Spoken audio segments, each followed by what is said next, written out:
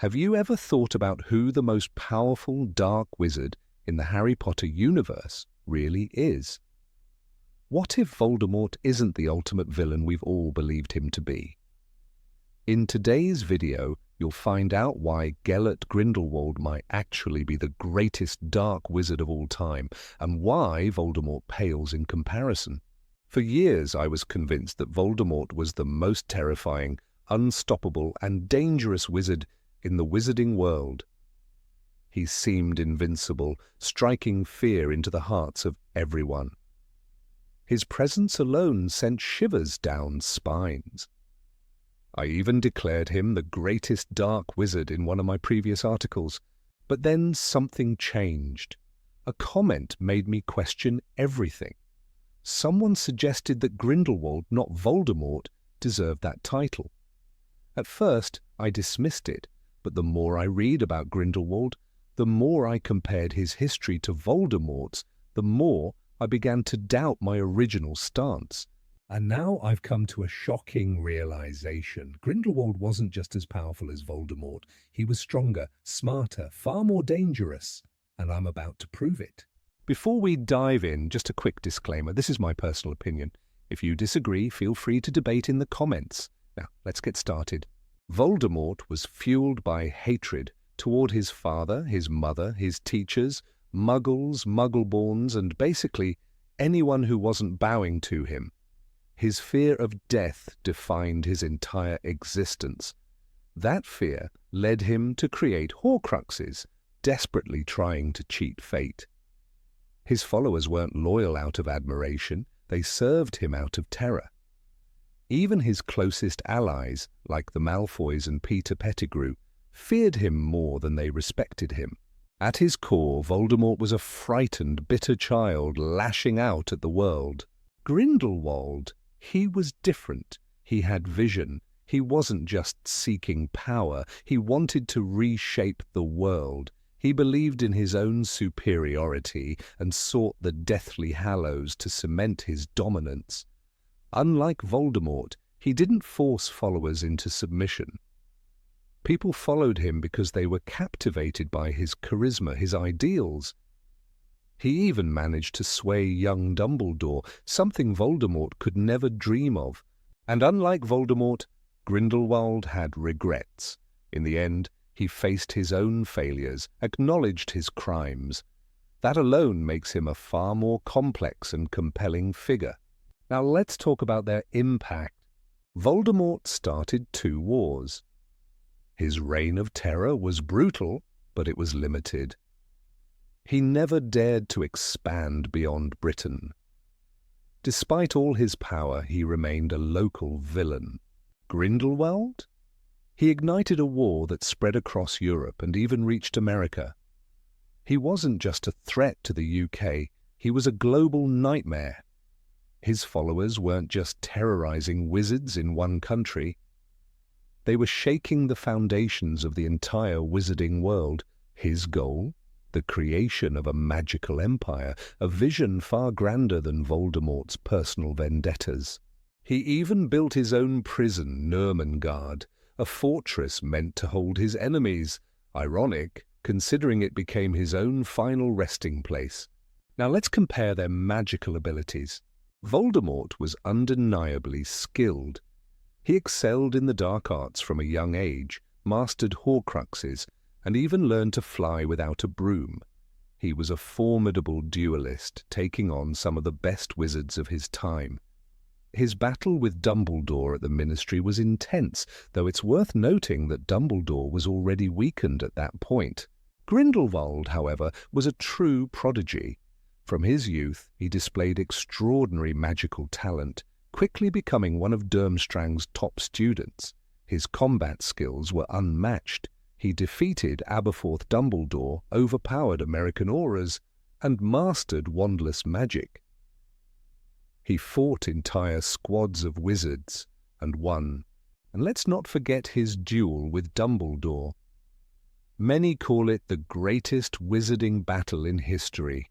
Unlike Voldemort's fight with a weakened Dumbledore, Grindelwald faced Albus at his peak, and he nearly won. That alone speaks volumes. So who truly stands above? Voldemort was feared. Grindelwald was revered. Voldemort ruled through fear. Grindelwald ruled through ideology. Voldemort's ambitions were personal. Grindelwald sought to change the world. In the end, there's no contest. Grindelwald wasn't just a dark wizard. He was a force of nature, a villain whose shadow loomed far beyond Voldemort's reach. Voldemort and Grindelwald represent two very different kinds of power. One ruled through terror, the other through conviction. But when you break it all down, one was far superior in nearly every aspect. Grindelwald didn't just want control, he wanted transformation, and that made him the greater threat. Voldemort's reign relied on brute force. He killed those who opposed him, tortured those who resisted, and forced loyalty through fear. But fear is fragile. It breaks under pressure. The moment Voldemort lost power, his followers scattered. They turned on him. The Malfoys abandoned him. His most loyal servant, Bellatrix, was nothing more than a fanatic, but even she couldn't prevent his downfall. Voldemort's army was built on lies, threats, and desperation. Without him, they were nothing. Grindelwald's army was different. His followers didn't serve because they were scared. They believed in him. They saw him as a visionary. His ideology was intoxicating, his promises grand. He didn't just whisper threats, he painted a future. Wizards would no longer hide in the shadows. They would step into the light as rulers, as the rightful leaders of both the magical and non-magical world. To many, that vision was irresistible. It wasn't fear that held his movement together, it was belief. And belief is much harder to break. That's why Grindelwald's influence stretched beyond his lifetime. Even after he was defeated, his legacy endured. Voldemort died, and with him, his movement crumbled to dust. But Grindelwald, his ideals persisted. People still whispered his name. Even Voldemort himself, at the height of his power, sought out Grindelwald in Nurmengard, hoping to find answers.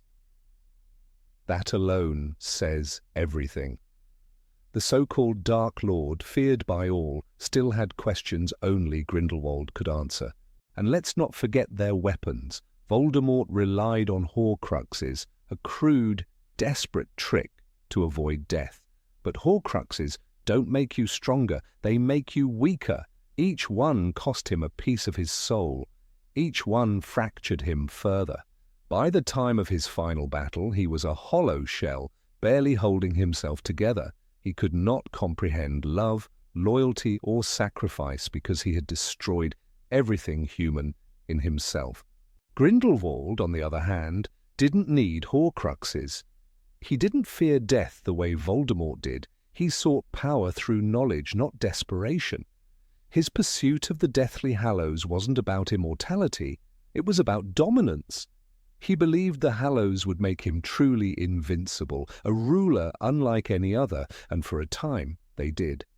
The Elder Wand made him the most formidable wizard of his era. He wielded it with unmatched skill, taking on armies, auras, and even entire governments. It took Dumbledore, his only true equal, to finally bring him down. And what about their ends? Voldemort's final moments were pathetic. He died as he lived, alone, despised, unloved. His greatest fear became reality. No army, no legacy, just oblivion. His final moments weren't grand or tragic. They were pitiful. A man so consumed by fear that he never saw his own demise coming. Grindelwald, he died standing. When Voldemort came to him demanding the location of the Elder Wand, he refused to cower. He mocked him, he taunted him. He, a powerless prisoner, faced the so-called greatest Dark Lord and denied him. That moment alone proves his superiority. Even stripped of his magic, locked away for decades, he still held power. He still had the upper hand. And when Voldemort killed him, it wasn't a victory, it was proof of Voldemort's weakness. He was so afraid of what Grindelwald represented that he had to erase him completely. That is the difference between them. Voldemort fought for himself. Grindelwald fought for an idea. And ideas are much harder to kill. Let's talk about intelligence. Voldemort was clever. He manipulated, plotted, schemed. But he was also predictable. He relied on brute strength and intimidation. He never saw the bigger picture. His obsession with blood purity blinded him. He dismissed anything he didn't understand. Love, loyalty, human connection, that was his downfall. Grindelwald understood people. He knew how to win them over, how to inspire them. He didn't need to threaten them into submission. He made them want to follow him. He played the long game. He infiltrated governments, turned powerful wizards to his side, worked from within. He wasn't just a warrior, he was a strategist, a true mastermind. That's why Dumbledore feared him, not because of his strength, but because of his mind. Dumbledore knew he could never outmatch Grindelwald in sheer intelligence. That's why he hesitated, why he avoided confrontation for so long, because deep down he knew that Grindelwald was the only person who could ever truly challenge him. And when they finally fought, it wasn't just a battle of magic. It was a battle of minds, a war of ideologies. Voldemort never had that kind of depth. He was powerful, but simple, a brute with a wand. Even in terms of legacy, Grindelwald outshines Voldemort. Voldemort's story ended with his death. There was nothing left. No followers, no movement, no mark on history. But Grindelwald's shadow lingers. His ideas didn't die with him. They lived on, waiting, whispering, influencing. Voldemort wanted to be feared. Grindelwald wanted to be remembered. And in the end, only one of them succeeded. So, who was truly the greatest dark wizard? The answer is clear. Voldemort was a monster, a tyrant, a powerful sorcerer with a broken soul. But Grindelwald, he was a visionary, a revolutionary, a man who didn't just wield power, he understood it. And that's why in the grand story of magic, Grindelwald will always stand above the Dark Lord.